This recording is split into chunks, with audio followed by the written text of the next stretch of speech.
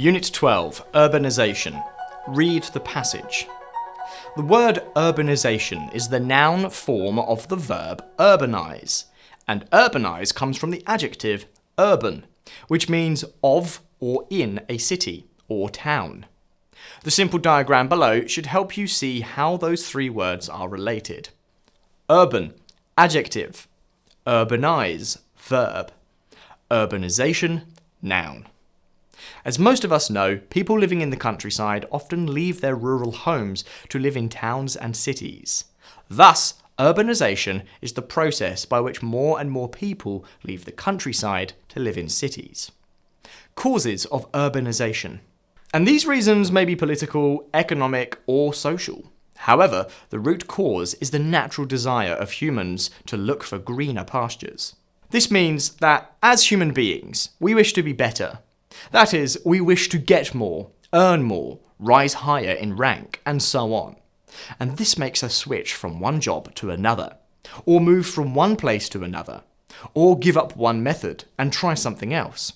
For example, people who are already rich still wish to be richer and richer. So what do? They buy up land in the countryside and establish modern livestock and dairy farms. The rural farmers of that countryside begin to find it more and more difficult to earn enough to meet their daily needs. So what do?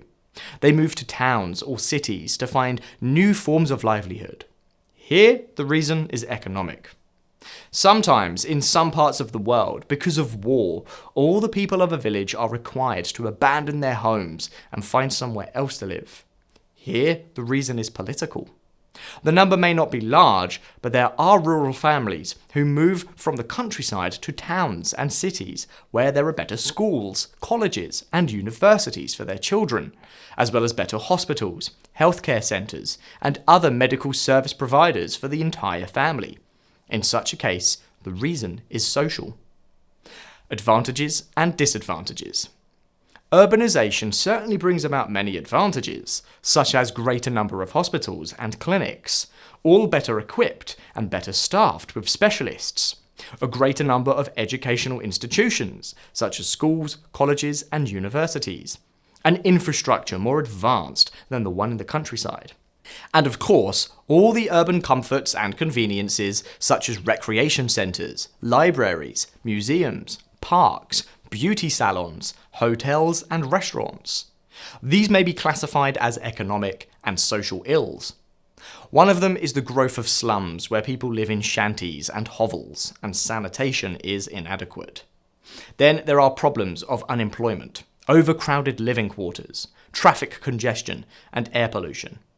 There is also a rise in the cost of living, and also a rise in urban crime such as mugging, stealing, drug abusing, prostitution and murder. As a result, the urban areas are not as safe as they used to be. Some solutions to these problems of urbanization.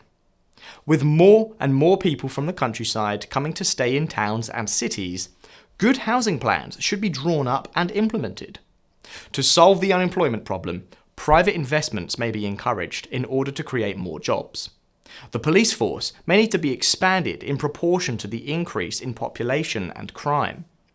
Means to control the influx of people from the countryside may need to be adopted.